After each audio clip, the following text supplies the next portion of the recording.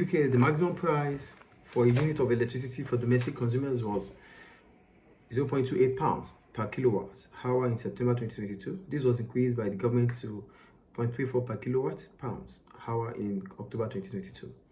Evaluate the microeconomic effect of an increase in the maximum price of electricity. So before we go to the microeconomic effect, what is microeconomic? Microeconomic is the economics of markets. So that means studying the market. So the individual market, right? So that means we're talking about individual markets for demand or supply, right? So the price mechanism, demand and supply, great, okay. So who are those involved in microeconomic? Like the factors? Who are those involved? Consumers and suppliers. Consumers, suppliers, those are the economic agents. And what about government? The government also takes a role, Yeah, so we have both producers, consumers, and government in microeconomic, right? Okay. But when we talk about economic as a whole, that means when we talk about economic as a whole, what's that? That's macroeconomics. Macro, thank you. Okay. Now, you already said the maximum price increased. So that means we have an increase in maximum price here. Not an increase in price, an increase in maximum price. Okay, great. So, what is maximum price? Maximum price is the most amount of or the highest price firms can charge to consumers. So maximum price is a ceiling price they cannot charge. exceed. Okay, they cannot exceed. So, which means it's set. Is it set above equilibrium or below equilibrium price? Below equilibrium price. So we call it maximum price because it is set below the equilibrium price. Firms cannot charge above it. That's why it is a ceiling price. Okay, great. So, so according to the extract, so okay, there's an increase in maximum price from P max to P max 1. So both of them are still below the equilibrium price, right? Great. So what are the consequences of this? So if an increase in maximum price, right? What's the consequence of an increase in maximum price to consumers? What's the consequence of an increase in maximum price to producers? And what's the consequence of an increase in maximum price to the government itself? Those are the three questions there, because it's microeconomic, right? So, according to Excel, maximum price was 0.28 in September and increase in, okay, great. Yeah, up to now you're fine, okay.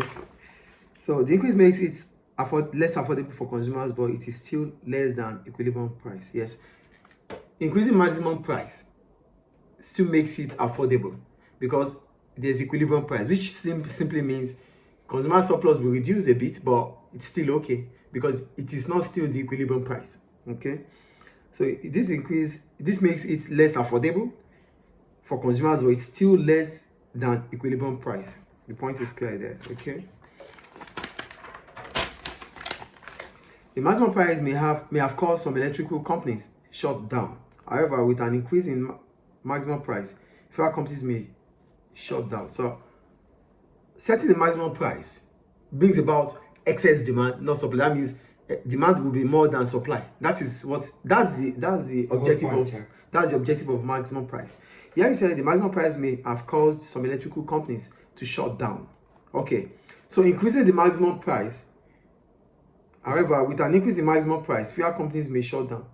Or, okay, now it's going to be fewer companies shutting down, or few companies might come back wanting to sell. Okay, well, it's still the same though, it's fine. On the other hand, this is beneficial to consumers now. Consumers now will be saving more electricity or investing in energy saving devices.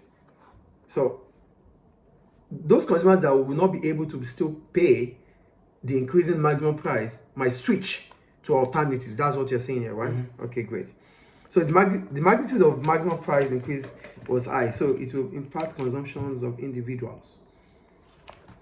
Okay, maximum price will affect consumers rather than businesses. Yeah. So okay, for government, government failure is at risk.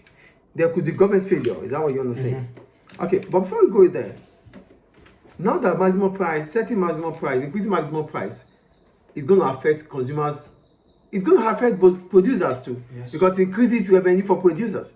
Though it's not what they are really expecting, but it will still increase revenue for them. So as a result of that, producer surplus improves. Because when you say it increases, it will increase only when it exceeds the equilibrium price. But now, as soon as maximum price is set, producer surplus is expected to reduce. So if maximum price increases, it improves producer surplus. Okay, so government failure. Okay, there could be government failure here. Why would there be government failure? Because there may be an information gap about, or people unintended consequences like people going to black market, or there would be high administrative costs. So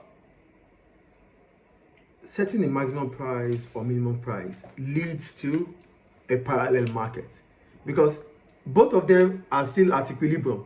One is below equilibrium, one is above equilibrium. So which simply means producers might still sell at equilibrium, but selling behind government regulation. That's a black market.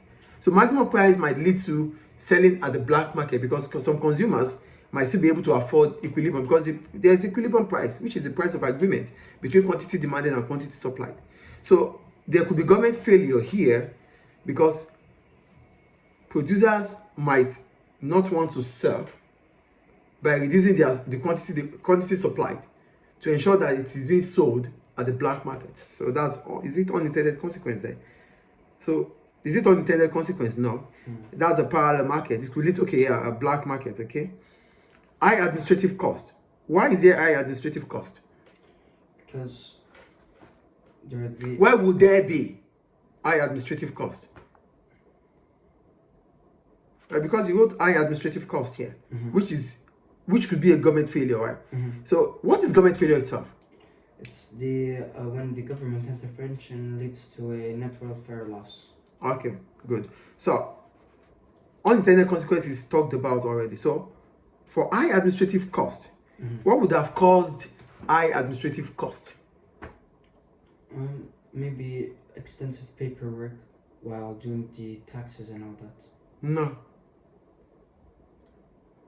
High administrative cost here goes to the government, right? Okay. So, because maximum price doesn't have anything to do with businesses here. Okay. So they are not doing paperwork.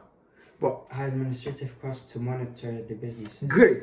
So there could be high administrative costs because government might need to employ government workers or officials to ensure that businesses do not bypass the regulation. So that's why there's high administrative cost. So in conclusion, the effect of price change depends on the change in the real incomes. So a change in the real income, how does that impact? So what are you saying about the real income here? He said, in conclusion, the effect of price change depends on the change in real incomes. What does that imply? This implies that the magnitude of the effect in the maximum price will depend on how salaries will change. So if salaries increase and maximum price increases, there would be less effect, or people will be less affected by this maximum price increase. So we are simply saying that income, what people earn, might as well determine the impact maximum price will have on the microeconomics, right? Okay, great. So let's see, 1, 2, 3, 4, 6. Yeah, you got the full mark though. Well done. So we'll go to question 14.